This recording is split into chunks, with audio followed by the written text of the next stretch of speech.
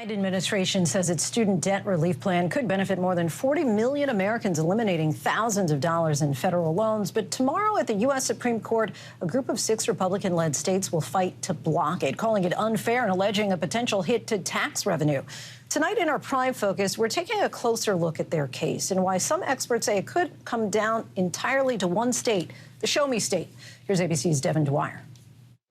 The bid to block federal student loan forgiveness for millions of American graduates could hinge entirely on the state of Missouri. Anna Bain is one of nearly 500,000 Missourians who has debt relief on the line. I spend a lot of time worrying about how I'm going to pay that money back. She's a sophomore journalism major at the University of Missouri and recently applied to have some of her $12,000 in student loans forgiven by the federal government. Why is it that you think that the government should pick up that tab? It is a fair point to raise. I think that everyone has a right to say how their taxes are being spent. I feel like taxes are for the greater good, and this is for the greater good. The U.S. Education Department last year, citing a need to protect the greater good during the pandemic, invoked emergency powers. This is a game changer. The agency offered to absolve as much as $20,000 of federal student loans for more than 40 million eligible borrowers. But the plan's $430 billion price tag didn't sit well with Republicans in 6 states, who saw it as a bailout exclusive to college students.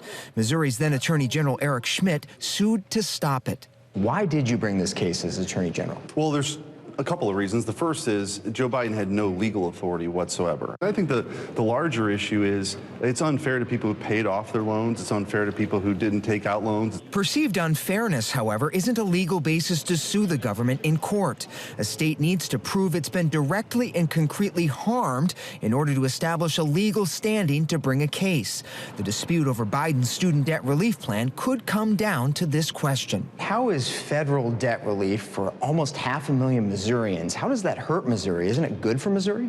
Well, I mean, it's adding to our debt, number one. I think the reason why this case is before the Supreme Court and why Missouri and the other states are ultimately going to win is because Missouri has a loan servicing organization called MOHELA that derives revenue from interest. MOHELA, or the Missouri Higher Education Loan Authority, is the nation's largest servicer of federal student loans, with more than 5 million accounts totaling $148 billion.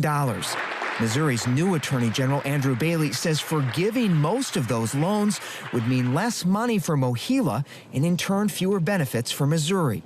It's a public entity. The court has identified it as a public entity that administers student loans and provides college assistance programs for people across the state of Missouri. And so the state has an interest in it. He says the most direct financial interest is a state law requiring MOHELA to pay $350 million to help fund improvements to state colleges and universities. Some of the money has been used for upgrades, like this medical center in Columbia, but MOHELA still owes $105 million more. The state is directly harmed by Biden's unconstitutional action, this crooked Biden bailout. And so we're going to fight to defend the rule of law and defend the Constitution. A federal appeals court, which put Biden's debt relief plan on hold last year, cited threatened financial harm to Missouri because of its ties to MOHELA. But both liberal and conservative legal scholars say the connection is a stretch. The relationship between Missouri and MOHELA, as our research has shown in the law that created MOHELA, that harm just cannot happen. David Nemias at the Berkeley Center for Consumer Law and Economic Justice filed an amicus brief in the case on behalf of Missouri consumer advocates. MOHELA is completely separate and distinct from the state of Missouri. Its operations are distinct from Missouri. Its treasury, its finances are completely walled off from Missouri's treasury. MOHELA, which did not respond to our repeated requests for comment or an interview, is notably not challenging the Biden loan forgiveness plan. Missouri Congresswoman Cori Bush says the company is being used as a pawn. MOHELA was created by the state, but they are not a part of the state. They are an independent servicer, and it's a nonprofit. So I guess the question to you is if the Biden administration wipes out all these accounts from MOHELA, won't that hurt Missourians? No. Again, they owe over about $105 million. They have not kept that up. And so to say that you have borrowers who, they need to pay what they owed, well, Mohila does not pay what they owe. Mohila financial records reviewed by ABC News confirm the loan servicer has not made a payment to the state fund since 2008 and may not make any future payments, even if the Biden debt relief plan is struck down. Why does it matter that they haven't made a payment? In order to sue in federal court, you have to show that you are going to be threatened with a certain impending injury. The states have shown no link between the effect of debt cancellation on Mohila's effect to even pay, even if they wanted them. Isn't that significant? Well, obviously, that's an issue that the court's going to have to sort out. I mean, we've got arguments on the other side of that. Some top conservative legal scholars have told the Supreme Court while they don't like the debt cancellation plan, letting Missouri challenge it could set a dangerous precedent. If these states are granted standing here, it could lead to far broader abilities of the states to haul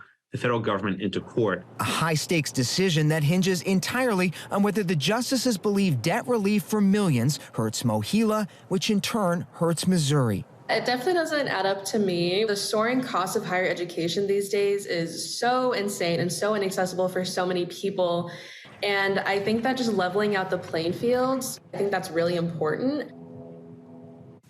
So many families say they're just getting absolutely crushed by these debts. Devin joins us now. Devin, any sense of how the justices may come down on this one? And if the Supreme Court strikes down the plan, is there any other chance for student debt relief?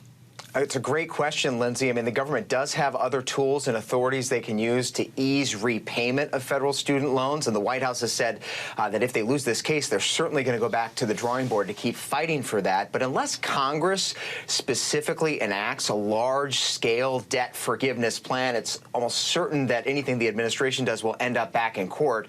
And that's why a lot of people are going to be watching this very, very closely tomorrow. We'll have to see what types of questions the justices ask to see if they'll buy Missouri's argument here. So much on the line, though, so stay tuned tomorrow, Lindsay. We will certainly be watching. Devin Dwyer, thanks to you as always. Thanks, Lindsay.